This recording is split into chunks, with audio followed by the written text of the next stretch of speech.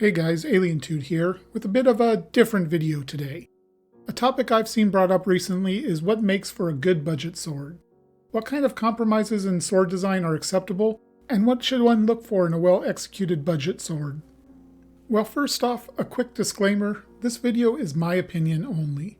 Other people will certainly have their own thoughts on the matter, and there's nothing to say mine are more important, or that theirs are invalid. Also, I should mention that many of my talking points are going to be focused on European swords. So let's talk budget swords and where I come from when I'm looking at them. First off, what is a budget sword? I'd classify it basically like this.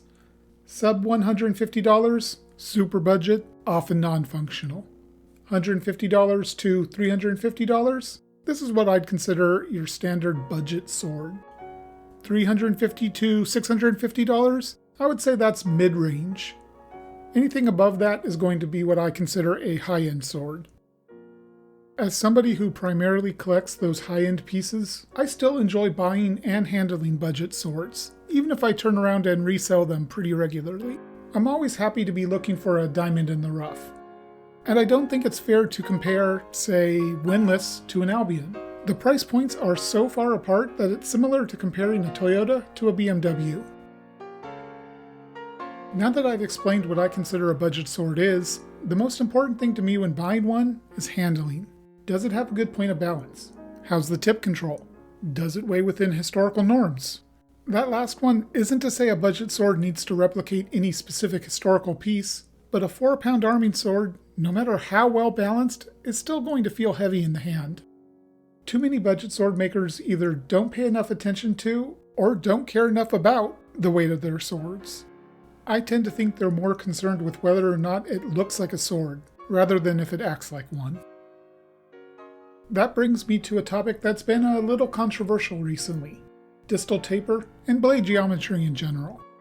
While there are some types of swords that don't feature a lot, or any, distal taper, most do, and for a very good reason. It's a huge part of making sure a sword handles the way it should to have the blade get thinner towards the tip.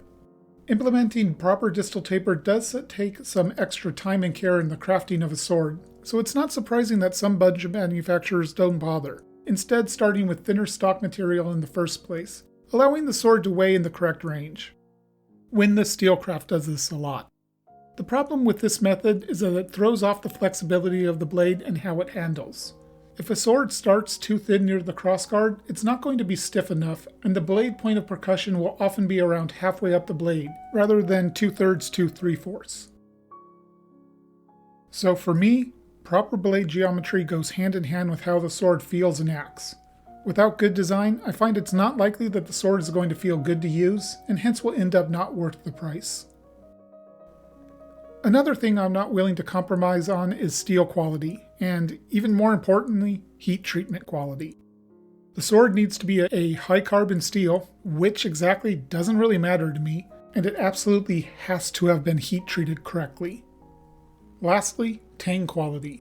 The tang needs to be robust enough to handle actual use, and the pommel should be peened.